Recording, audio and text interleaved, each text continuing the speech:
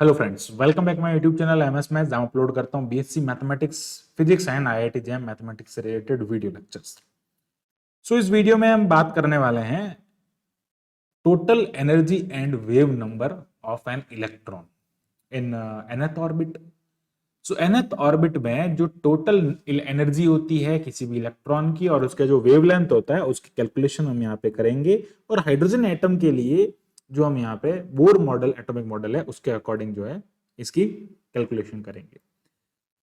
Atomic physics से related जितने भी वीडियोस हैं आप हमारी प्लेलिस्ट में जाके देख सकते हैं। इसकी प्रीवियस वीडियोस एंड इससे आगे के जितने भी वीडियोस हैं, नेक्स्ट वीडियोस आप हमारी प्लेलिस्ट में जाके देखें, जिसके लिंक आपको डिस्क्रिप्शन बॉक्स में गिवन है। बात करते हैं हम यहाँ पे टोटल एनर्जी के बारे में। इसके लिए आपको सबसे पहले तो nth ऑर्बिट में जो आपके पास में वैल्यू होता है, यानी कि ये आप देख सकते हैं इस टाइप से आपके पास में ऑर्बिट है। इस ऑर्बिट के अंदर जो इलेक्ट्रॉन रिवॉल्व कर रहा है, इस इलेक्ट्रॉन की एनर्जी हम यहाँ पे फाइंड करने वाले हैं। तो इसके लिए सबसे पहले तो आपका इसकी वेलोसिटी और इसका रेडियस आपको पता होना चाहिए। तो मैं वो बता देता हूं कि nth ऑर्बिट में रेडियस जो होता है वो n square h square epsilon naught upon pi mass of electron Z E square इसका फॉर्मूला होता है। सिमिलरली अगर हम वेलोसिटी की बात करें, that is n h, okay, that is sorry Z E square upon two n h, ठीक है, two n h epsilon naught, ये इसके फॉर्मूलाज होते हैं। या फिर हम अगर बात करें इसके फॉर्मूले की, तो ये जो होता है आपके पास में 0.529 n square upon Z angstrom होता है, और ये होता है 2.18 इंटू 10⁶ जेड अपॉन एन। ठीक है, ये इस टाइप से आपके पास में फॉर्मूलाज होते हैं इनके, जेड अपॉन एन मीटर पर सेकेंड। अब हमको निकालना एनर्जी। ठीक है, रेडियस की जरूरत तो शायद नहीं पड़ सकती, लेकिन एनर्जी में वेलोसिटी की जरूरत पड़ेगी। बिकॉज एनर्जी का मतलब क्या होता है, टोटल एनर्जी जो होती है वो या तो काइनेटिक एनर्जी, या तो पूरी पूरी काइनेटिक होती है, पूरी जो होती है वो पोटेंशियल होती है, या तो पोटेंशियल और काइनेटिक दोनों होती है। तो हम कंसिडर करते हैं कि टोटल एनर्जी जो है that is equals to the kinetic energy plus potential energy. तो देखो, हम बात करते हैं सबसे पहले काइनेटिक एनर्जी के बारे में। जो इसकी काइनेटिक एनर्जी होती है, वो काइनेटिक एनर्जी क्या होती है, देखो काइनेटिक एनर्जी का मतलब क्या होता है। एक्चुअली काइनेटिक एनर्जी की मैं बात करूं, फॉर्मूला जो होता है उसका K is equals to 1/2 mv² होता है। पोटेंशियल एनर्जी जो होता है वो माइनस होता है। ठीक है, अब अगर मैं इसके फॉर्मूले की बात करूं तो यहां से इसका फॉर्मूला अगर हम निकालना चाहें तो वो हम यहाँ पे अलग से कैलकुलेट कर सकते हैं। ये होता है kinetic energy is equals to 1/2 mv², mass of electron कह दो और यहाँ पे Vn कह दो, तो इस वैल्यू को हम पुट कर देंगे यहाँ पे, तो ये हो जाएगा 1/2। अब देखो, ये जो कंडीशन है, या तो आप क्या करो, इसको पुट करो यहाँ पे, ठीक है, इस Vn को पुट कर सकते हैं, ठीक है, या फिर एक काम करो, हम बोर के फर्स्ट पोस्टुलेट से इसको कर सकते हैं। अगर इसको पुट करना चाहता तो भी हम कर सकते हैं। देखो, अगर मैं इसको यहाँ पे रखेंगे तो ये v है और हमको क्या चाहिए, v² चाहिए, तो यहाँ पे v² है, वो हम रख देंगे यहाँ पे। तो ये Vn का वैल्यू है, हम यहाँ पे अगर स्क्वायर रखेंगे तो ये हो जाएगा me इंटू, ये आ जाएगा हमारे पास में z² e⁴/4, ये हो जाएगा 4 NH एप्सिलॉन नॉट। अब देखो होगा क्या, हमको जो वैल्यू चाहिए वो उससे आपको एक्चुअली यहाँ पे हमको के की फॉर्मेट में भी चाहिए, तो हम यहाँ पे क्या करेंगे, डायरेक्ट ये वैल्यू नहीं रख के हम बोर के फर्स्ट पोस्टुलेट से इसको कर लेंगे। तो बोर का फर्स्ट पोस्टुलेट क्या कहता है, उससे थोड़ा इजी रहेगा। बोर का फर्स्ट पोस्टुलेट कहता है कि ये जो mvn² जो है ये डायरेक्ट किसके इक्वल होता है, ये इक्वल होता है kZe²/Rn। अब देखो, अगर आप इसको सिंप्लीफाई करोगे तो अल्टीमेटली आपको यही मिलेगा। अगर इसको सिंप्लीफाई करोगे तो अल्टीमेटली आपको ये मिलेगा और इसके साथ में ही मिलेगा me², बस ये टर्म मिलेगा और कुछ नहीं मिलेगा। क्योंकि अब आपको इसमें जब यहाँ पे हम बात कर रहे हैं, क्योंकि हम यहाँ पे Rn की अलग से वैल्यू पुट कर देंगे, ठीक है, Rn की वैल्यू हम अलग से पुट कर देंगे, क्योंकि लाइक अगर उल्टा चलना होता है मान लीजिए थोड़ा लाइक मुश्किल हो जाता है, इसलिए हम डायरेक्ट चल रहे हैं। हम ये कहाँ चले, बोर के फर्स्ट पोस्टुलेट से, तो फर्स्ट पोस्टुलेट हमने ऐसा लिख दिया। ये फॉर्मूला होता है काइनेटिक एनर्जी का। अब यहाँ पे रखेंगे तो हमको टोटल एनर्जी फाइंड करना है, तो काइनेटिक एनर्जी होता है 1/2 kZe²/Rn। ठीक है, और जो पोटेंशियल एनर्जी होता है वो ये हाफ होता है और वो पूरा कंप्लीट होता है और वो माइनस होता है, ठीक है। पोटेंशियल एनर्जी जो होता है माइनस होता है के जेड ई स्क्वायर अपॉन आर एन। इसको भी हम फाइंड करते हैं, बट जनरली आपको यहाँ पे इतना याद रखना है, याद रख सकते हैं इतना। इसको जब हम फाइंड करेंगे तो ये होता है -1/2 के जेड ई स्क्वायर अपॉन आर एन हो जाता है। अब हम आर एन का वैल्यू यहाँ पे पुट कर सकते हैं, आर एन का वैल्यू पुट कर सकते हैं। कैसे करेंगे देखो, तो ये हो जाएगा ई एन। अब हम nth के लिए लिख रहे हैं ना, तो ई एन लिख देंगे, nth ऑर्बिट के लिए लिख रहे हैं, ठीक है। इसलिए ये क्या हो जाएगा -1/2 k Z E square 1/Rn करना है, यानी कि इसको आपको उल्टा लिखना है। तो इसको हम यहाँ पे उल्टा लिखेंगे तो ये हो जाएगा पाई एम ई, ठीक है, pi mass of electron Z E square upon क्या हो जाएगा N square H square epsilon naught. इसको सिंप्लीफाई कर देंगे। जब हम यहाँ पे इसको सिंप्लीफाई करेंगे तो ये मिलेगा E n is equals to, अब इसको सिंप्लीफाई करना है, ठीक है। हम इसको सिंप्लीफाई कैसे करेंगे, तो ये आ जाएगा आपके पास में -1/2 के को मैं लिख रहा हूं 1/4 पाई एप्सिलॉन नॉट जेड ई square pi m e Z ई स्क्वायर अपॉन ये हो जाएगा N square H square epsilon not.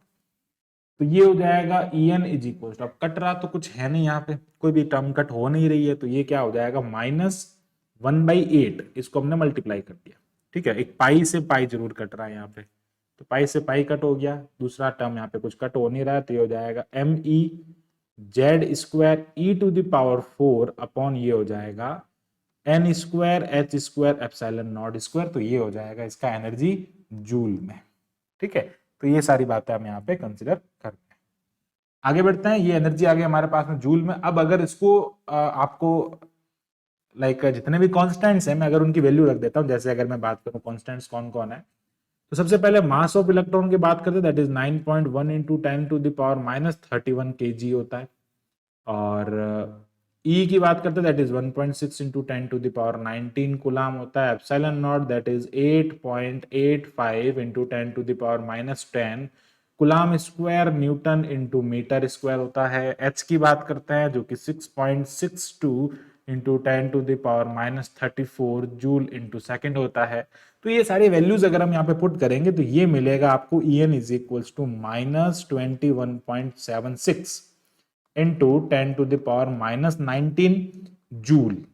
अब इसको एक सेकेंड, यहां से 19 हो जाएगा, और वेरिएबल कौन कौन है इसमें, एक तो जेड स्क्वायर है और एक एन स्क्वायर है, ये आपको मिल गया जूल में। अब इसको इलेक्ट्रॉन वोल्ट में कन्वर्ट करना है, तो 1.6 इंटू 10⁻, यानी कि एक ई का डिवाइड करना पड़ेगा। तो हम इसको इलेक्ट्रॉन वोल्ट में कन्वर्ट करना चाहते हैं, तो 21.76 into 10⁻19 Z square n square electron volt में हो जाएगा जब हम इसमें ई का डिवाइड कर देंगे। तो ये आ जाएगा आपके पास में -13.6 Z square n square electron volt में ये कन्वर्ट हो गया है। अब हम यहाँ पे क्या करते हैं, इसका हाइड्रोजन एटम के लिए फाइंड करते हैं। तो हाइड्रोजन एटम के लिए अगर आप निकालेंगे, सो फॉर हाइड्रोजन एटम, तो हाइड्रोजन एटम के लिए क्या हो जाएगा, जेड जो मिलेगा वो 1 हो जाएगा। तो ये क्या हो जाएगा, E n is equals to -13.6 upon n square electron volt for n is equals to 1। First orbit की बात करते हैं तो ई 1 हो जाएगा, that is the -13.6 upon 1 electron volt हो जाएगा। सिमिलरली अब हम बात करने वाले हैं for n is equals to 2 के बारे में, तो ये हो जाएगा -13.6 अपॉन 4 इलेक्ट्रॉन वोल्ट, मतलब ये मिलेगा आपको -3.4 इलेक्ट्रॉन वोल्ट। अगर हम यहाँ पे n इज इक्वल्स टू 3 रख देते हैं, that is equals to E is equals to 3, okay, ये मिलेगा आपको E3, ठीक है, थर्ड एनर्जी। तो ये हो जाएगा -13.6 अपॉन 9, क्योंकि उसका स्क्वायर है, तो यार ये हो जाएगा -1.5 इलेक्ट्रॉन वोल्ट। ऐसे ही अगर मैं n is equals to infinite रखूंगा तो यार वो क्या हो जाएगा, E infinite is equals to 0 electron volt आपको मिलेगा। ऐसा हम किसी भी एटम का किसी भी ऑर्बिट में इलेक्ट्रॉन की लाइक उसकी एनर्जी है, एनर्जी लेवल जो होता है ऑर्बिट का, वो हम यहाँ पे फाइंड कर सकते हैं। आगे बढ़ते हैं, हम यहाँ पे बात करते हैं wavelength, wave number and frequency of frequency of emitted and transition की फ्रीक्वेंसी की हम यहाँ पे बात करते हैं। किसी भी इलेक्ट्रॉन की जो यहाँ पे फ्रीक्वेंसी होती है उसकी बात कर लेते हैं यहाँ पे। सो एक्चुअली होता क्या है कि अगर मैं कहूँ कि ये आपके पास में एक एनर्जी स्टेट है और ग्राउंड स्टेट हो गया ये, और अब बात करते हैं ये जो है वो इसका क्या हो जाएगा, अपर स्टेट हो जाएगा। सो इसकी जो एनर्जी है हम यहाँ पे ले रहे हैं E1, और ये हो जाएगा N1, ये हो जाएगा N2, इसकी जो एनर्जी है वो हमने यहाँ पे ले ली E2। अब इसमें जो एनर्जी गैप होता है, बोर्ड का जो थर्ड पोस्टुलेट होता है, इसके अंदर जो एनर्जी गैप होता है वो होता है डेल्टा E, जो कि होता है h न्यू। ठीक है, अब हम अगर बात करते हैं, और ट्रांजिशन जब होता है इलेक्ट्रॉन का, जब यहां से यहां पे जब इलेक्ट्रॉन चलता है, आप देखेंगे कि इलेक्ट्रॉन जब यहां से ऊपर की तरफ लाइक इस ग्राउंड स्टेट से यहां पे आता है, तो वो क्या करता है, एच न्यू फोटोन को एब्जॉर्ब करता है। ठीक है, और सिमिलरली ये जब वापस आता है नीचे की तरफ, ठीक है, ये जब कुछ लाइक टाइम के बाद में जब नीचे की तरफ वापस आता है, तो ये क्या करता है, एच न्यू सेम एनर्जी के फोटोन को रिलीज करता है, लाइक इमिट करता है। और यहाँ पे रहने का जो टाइम होता है वो इसका 10⁻⁻8 सेकेंड होता है, यानी कि एक सेकेंड का लगभग 10⁸ भाग। ठीक है, ये इसको इमिट करता है, ये फोटोन है। ठीक है, इतने फोटोन को ऐसे इमिट करता है। तो कहने का मतलब हुआ कि डेल्टा ई जो है वो E2 माइनस E1 के इक्वल होता है, और ये जो टोटल एनर्जी होती है वो एच न्यू के इक्वल होती है। इसके इक्वल होती है, एच न्यू के इक्वल होती है। तो h nu is equal to क्या हो जाता है, E2 माइनस E1। सो यहां से हम फ्रीक्वेंसी कैलकुलेट कर सकते हैं, that is the E2 minus E1 upon h. H is the photo like h is the Planck quantum constant, Planck constant. ठीक है, so the total energy in nth orbit. अब बात आती है एनर्जी के बारे में कि जो टोटल एनर्जी होती है कितनी होती है। तो फ्रीक्वेंसी का फॉर्मूला हो गया, अब हमको क्या निकालना है, एनर्जी निकालनी।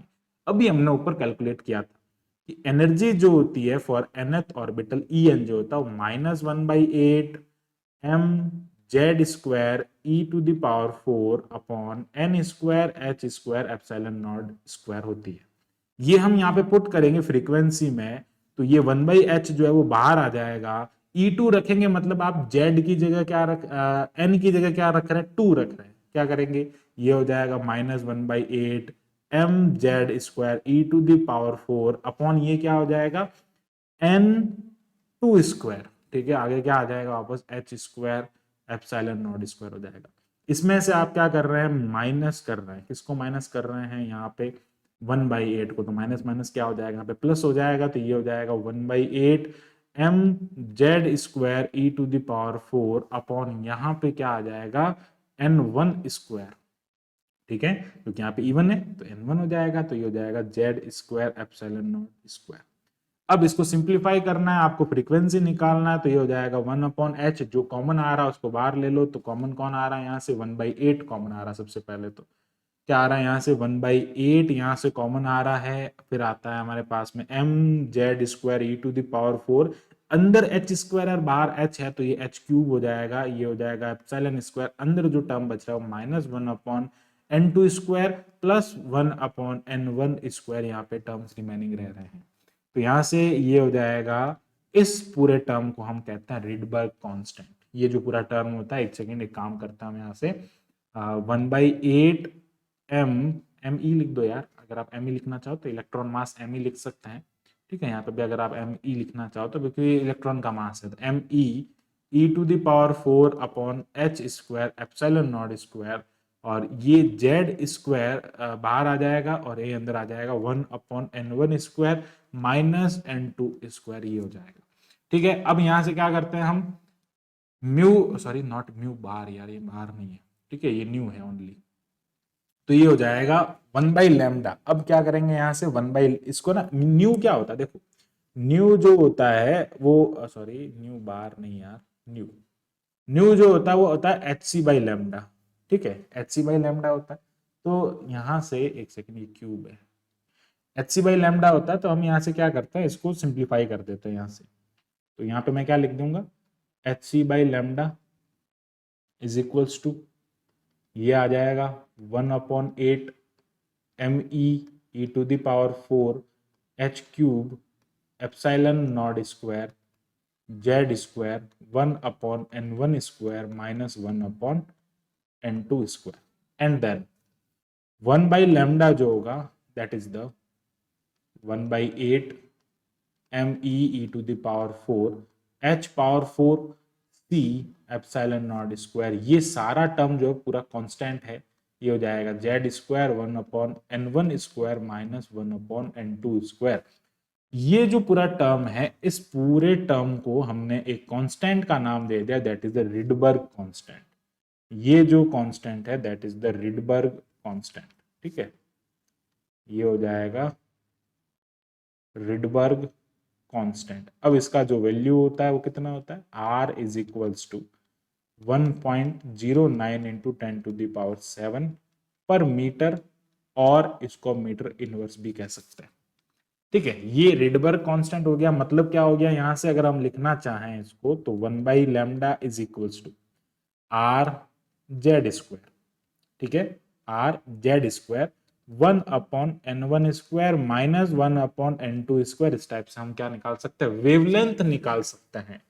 जो इलेक्ट्रॉन कितने वेवलेंथ की फ्रीक्वेंसी एक ऑर्बिट से उधर जाने के लिए, उसकी जो वेवलेंथ है कितनी ऑब्जॉर्ब करता है, कितनी इमिट करता है, वो हम इससे निकाल सकते हैं। ये क्या है, n1 है लोअर स्टेट, n2 क्या है अपर स्टेट, अपर एनर्जी लेवल। अब देखो फ्रीक्वेंसी हमने कैलकुलेट कर ली इससे, यहां से हमने जो है 1/λ कैलकुलेट कर लिया। अब आपको बताना चाहेंगे वेव नंबर क्या होता है। तो भैया 1/λ जो होता है उसको हम कहते हैं वेव नंबर। क्या कहते हैं, वेव नंबर। तो यहां से हम वेव नंबर भी कैलकुलेट कर सकते हैं। तो यार ये क्या हो जाएगा, wave number mu bar that is the are Z square 1/n1 square minus ये हो जाएगा n2 स्क्वायर। तो यहां से जो इसकी वैल्यू आपको मिलेगी, यानी कि ये टोटल आपको क्या मिलता है यहाँ से, this is the wave number, ये वेव नंबर होता है। तो यहां तक हमको फाइंड करना था। अब अगर आप हाइड्रोजन एटम के लिए फाइंड करना चाहते हैं तो जेड इज इक्वल्स टू 1 रख दो। तो यहाँ पे हम लिख देंगे for hydrogen atom Z is equals to 1, it means mu bar is equals to r 1/n1 square minus ये हो जाएगा 1/n2 स्क्वायर। आप इस फॉर्मूले का यहाँ पे यूज ले सकते हैं for n hydrogen atom. I hope आपको ये जो पूरा कॉन्सेप्ट है वो अच्छे से क्लियर हो गया होगा, जिसमें हमने वेव नंबर कैलकुलेट किया, यहाँ पे वेवलेंथ हमने निकाल दिया, यहाँ से वेव नंबर निकाल दिया, फ्रीक्वेंसी हमने यहाँ से निकाल दी कि कितने फ्रीक्वेंसी यहाँ से एब्जॉर्ब करता है, कितनी यहाँ से एमिट करता है। दूसरा हमने यहाँ पे एक निकाला है जो कि टोटल एनर्जी है। आई होप आपको पूरा कॉन्सेप्ट जो है वो अच्छे से क्लियर हो गया होगा। So thanks for watching my video, keep watching MS maths and इसी टाइप के फॉर मोर वीडियोज के लिए हमारे चैनल को अभी सब्सक्राइब करें। Thank you, bye bye.